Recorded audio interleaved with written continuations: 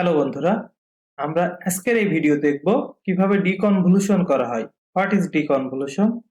So deconvolution is the process of find the input sequence from the output and impulse response. It is the undo procedure of convolution. Let us consider an ideal system whose output response y of n and impulse response s of n. Then the input sequence is x of n. The relationship express y of n equal to x of n convolve s of n. অর্থাৎ ডিকনভলিউশন হচ্ছে এমন একটা process যার মাধ্যমে output sequence y of n এবং impulse sequence x of n দেওয়া থাকবে given y of n and h of n। আমার x of n এর ভ্যালুটা x of n যে সিকোয়েন্স সেই সিকোয়েন্সটা আমার ক্যালকুলেট করতে হবে, এটাকেই বলা হচ্ছে ডিকনভলিউশন। তো by definition of the convolution sum we can write y of n equal to summation of m equal to 0 to n x of m h of n minus m, যেখানে n এর value যা ইচ্ছা তাই হতে পারে। n এর value 0 1 2 3 dot dot dot infinity পর্যন্ত হতে পারে। তাহলে এখন যদি আমরা এই যে যদি y of 0 অর্থাৎ n equal to যদি 0 বসাই, তাহলে এই যে m equal to 0 to 0 মানে একটাই, তখন এই যে y of 0 equal to হবে হচ্ছে x of 0 h of 0। এই ইকুয়েশনে যদি আমরা এখন n ইকুয়াল টু যদি 1 বসাই, তখন আমার m এর মান হবে 0 এবং 1, তখন আমার y of 1 ইকুয়াল টু হবে হচ্ছে x of 0 h of 1 plus x of 1 h of 0। একইভাবে যখন আমরা n ইকুয়াল টু 2 বসালে, তখন আমার n এর ভ্যালু হবে 0 1 2, তখন আমার এই সিকোয়েন্স হবে x of 0 h of 2 plus x of 1 h of 1 plus x of 2 h of 0। একইভাবে আমি যদি y of 3 মানে n equal to 3 বসাই, তখন আমার এই যে x of 0 h of 3 plus x of 1 h of 2 plus x of 2 h of 1 plus x of 3 h of 0। এইভাবে যদি আমরা ইনফিনিটি পর্যন্ত ভ্যালু বসাতে থাকি তাহলে বসাতে পারবো।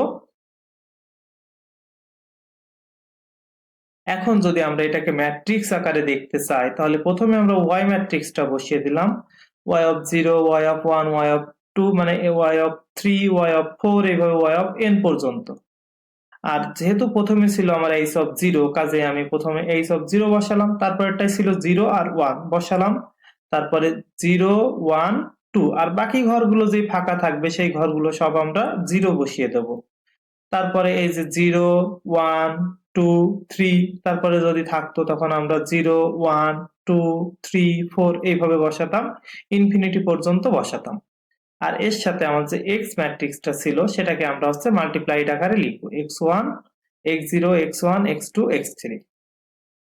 তো এখন যদি আমরা কনভলিউশন মানে যেহেতু আমার x এর ভ্যালুগুলো বের করতে হবে, তাহলে যদি আমি x0 এর ভ্যালুটা বের করতে চাই, তাহলে বেসিক্যালি x0 ইকুয়াল টু হবে y0 ডিভাইড বাই x0।